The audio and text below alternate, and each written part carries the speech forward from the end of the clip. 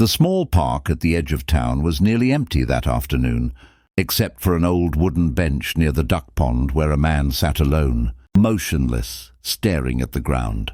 His name was Daniel. He had been sitting there for hours, hands folded, his coat slightly wrinkled from leaning forward, and his eyes clouded with thoughts he could no longer escape. The gentle rustling of the leaves, the laughter of distant children, and the soft quacking of ducks were all distant echoes in his mind. It was the same bench he and his wife, Claire, used to visit every Sunday before the accident. It had been a year now.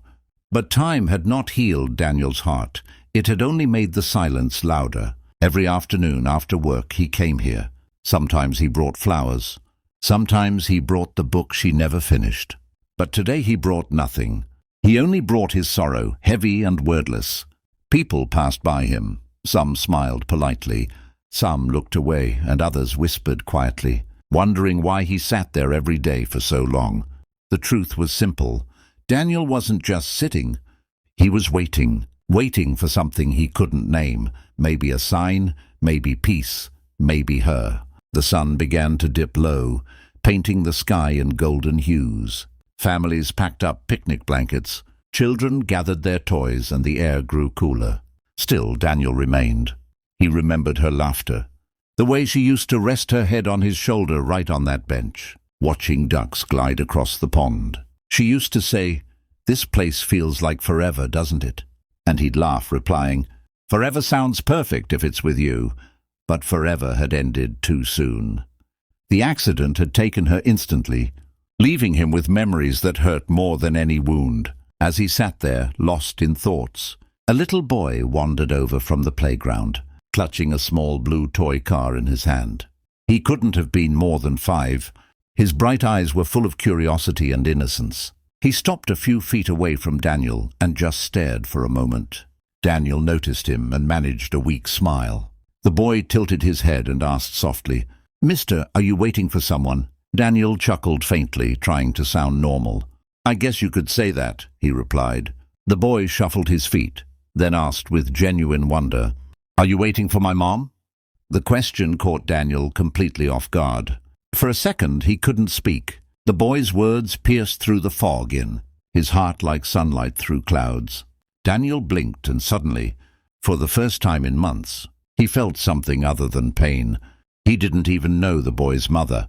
But that innocent question stirred something deep inside him, a strange reminder that life still existed beyond his grief. Daniel smiled softly, tears welling in his eyes as he looked at the boy.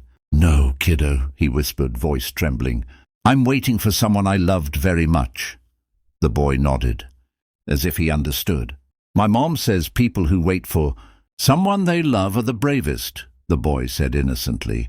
Then he ran off toward his mother, who was standing a few meters away, waving at him. Daniel watched as the boy hugged her legs tightly, laughing.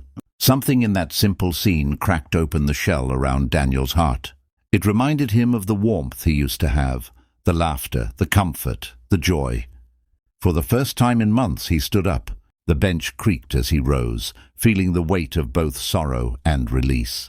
He looked at the sunset, then back at the pond where the reflection shimmered like a promise. Maybe he'd been waiting not for Claire, but for a reason to live again.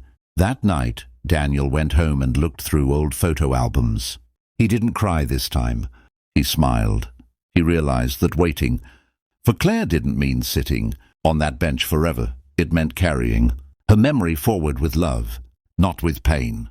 The next day he returned to the park again, but not to sit. This time he brought birdseed, and when the boys saw him again, they fed the ducks together. Daniel started to feel alive again, piece by piece. Sometimes healing doesn't arrive as a miracle. It comes in the form of a child's innocent question. And for Daniel, that question changed everything. Weeks passed, and Daniel found himself returning to the park not to mourn, but to feel the rhythm of life again.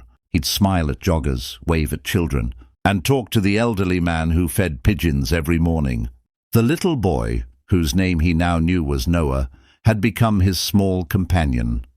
Every time Daniel showed up, Noah would run to him, holding his toy car. asking endless questions about life, the sky, and the ducks. It became their unspoken ritual, a friendship built on laughter and innocence. For Daniel, it was a reminder that life had room for new beginnings, even after loss.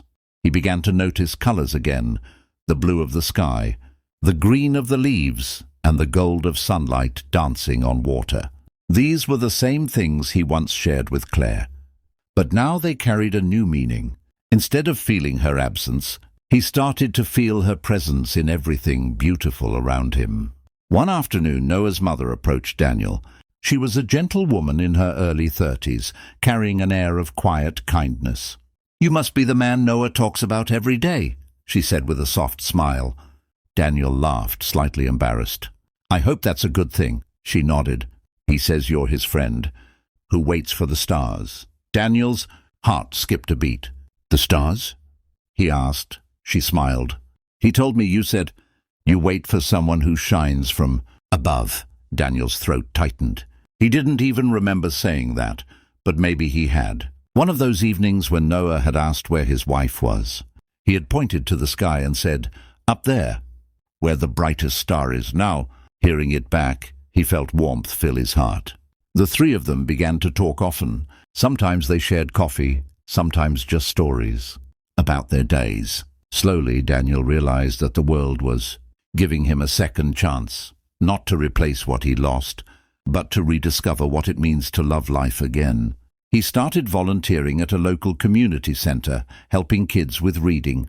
The laughter of children reminded him of joy, not pain. And every evening he'd still walk to the park, not out of grief but gratitude. He looked at the bench differently now, not as a place of waiting, but as a symbol of healing. It was where his broken heart began to mend, where a little boy's innocent words sparked a new chapter in his life. One evening, as the sun dipped low and the stars began to peek out, Noah tugged Daniel's sleeve. "Look, she's out tonight," he said, pointing to the brightest star. Daniel smiled and nodded. "Yes, she is," he whispered. "And she's smiling too." Noah grinned and said, "Then you don't have to wait anymore." Those words hit Daniel like a gentle wave, soft but powerful. He looked at the sky, took a deep breath, and felt peace like never before. The pain that had once chained him now felt like wings. He wasn't waiting anymore. He was living for Claire, for himself, and for all the beautiful moments yet to come. Before leaving, Daniel whispered to Noah, "Thank you, kiddo. You saved me without even knowing it." Noah smiled, confused but happy, and ran back to his mother. Daniel stood under the stars a little longer, letting the night embrace him. Life had taken so much, but it had also given him something priceless, a reminder that love never truly leaves. It just changes form. He turned back for one last look at the bench, smiled and walked away with hope in his heart.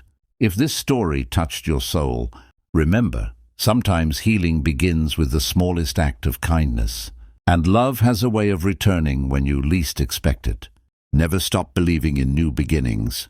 Subscribe to our channel for more emotional stories that inspire hearts, heal souls, and remind you that love always finds a way, even after goodbye.